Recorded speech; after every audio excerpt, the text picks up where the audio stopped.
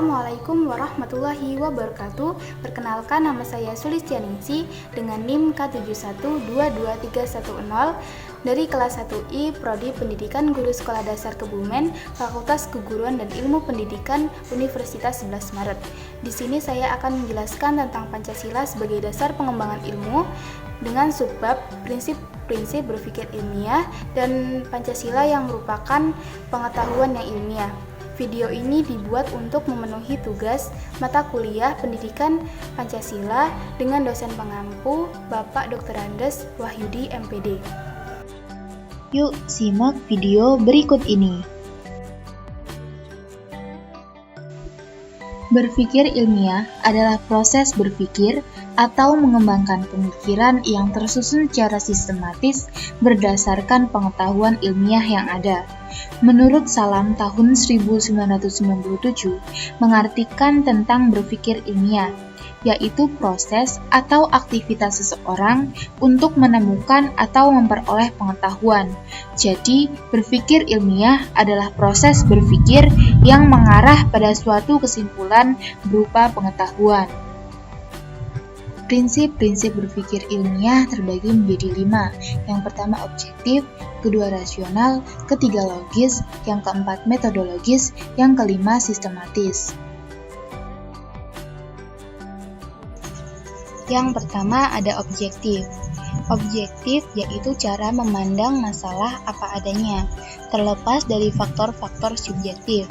Misal, perasaan, keinginan, emosi, sistem keyakinan, dan otorita. Contoh berpikir objektif di kehidupan sehari-hari, misal ada seorang polisi yang mengendarai motor, namun ia menerobos lampu merah.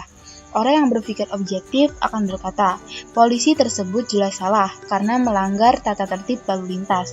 Sementara orang yang berpikir subjektif akan berkata, tidak apa, dia polisi. Pasti ada alasan mengapa dia sampai menerobos lampu merah, mungkin sedang ingin menangkap pelaku kriminal. Yang kedua ada rasional.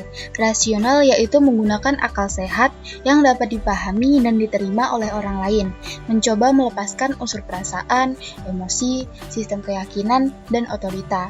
Contoh berpikir rasional dalam kehidupan sehari-hari yaitu seseorang akan menghemat pengeluaran agar segala kebutuhan di masa mendatang akan tercukupi.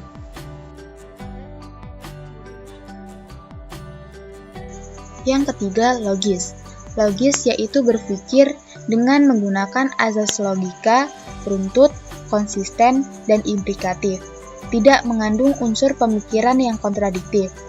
Setiap pemikiran logis selalu rasional, begitu sebaliknya yang rasional pasti logis. Misalnya, manusia bisa menahan nafas sampai 5 jam. Jelas pernyataan tersebut tidak benar nyatanya. Menurut penelitian, rata-rata manusia normal bisa menahan nafas selama 30-60 detik, dan otak manusia normal akan mengalami kerusakan secara permanen setelah 4 menit jika tidak mendapat oksigen.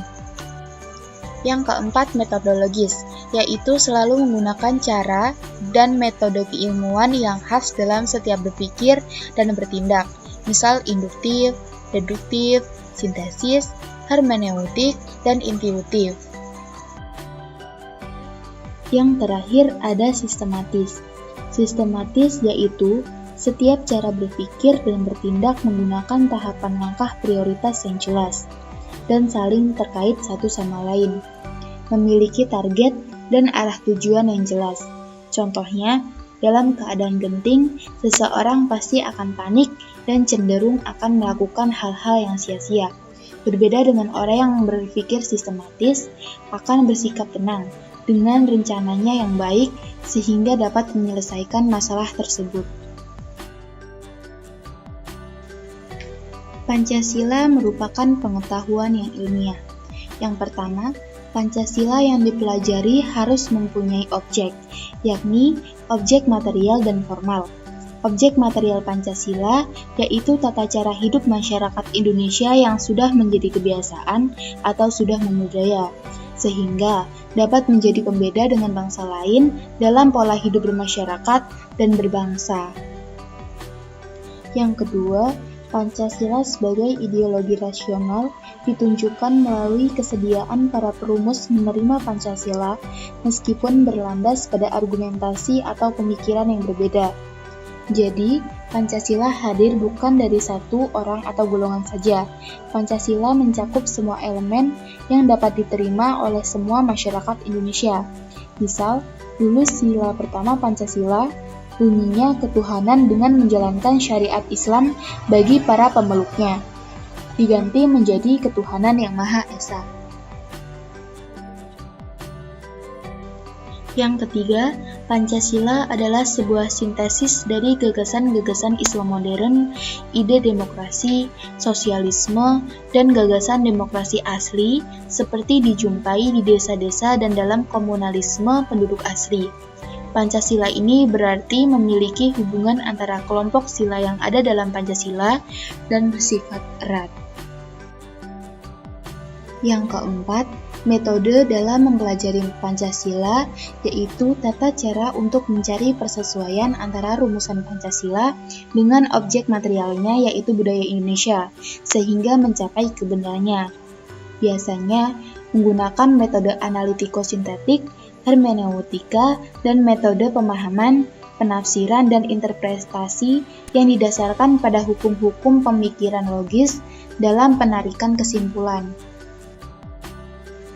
Yang terakhir, pembahasan Pancasila harus bersifat sistematik, mempunyai kesatuan susunan yang harmonis dari sila-sila yang saling berhubungan antara yang satu dengan yang lain, dan saling mempengaruhi, sehingga semua sila merupakan kesatuan keseluruhan yang tidak ada kontradiksi di dalamnya. Jadi kesimpulannya, Pancasila merupakan bentuk dan corak masyarakat yang hendak kita capai atau wujudkan, yaitu masyarakat Indonesia modern yang berlandaskan Pancasila. Pancasila dari sejarah ketatanegaraan terbukti mampu mempersatukan bangsa kita yang majemuk. Pancasila juga bukanlah merupakan suatu kumpulan sila-sila yang dapat dicerai-beraikan, atau Pancasila bukanlah merupakan suatu kumpulan sila-sila yang masing-masing dapat berdiri sendiri. Pancasila dengan kelima silanya pada hakikatnya adalah suatu kesatuan bulat dan utuh. Sekian dari saya. Terima kasih telah menonton video ini sampai selesai. Sampai jumpa di lain kesempatan. Wassalamualaikum warahmatullahi wabarakatuh.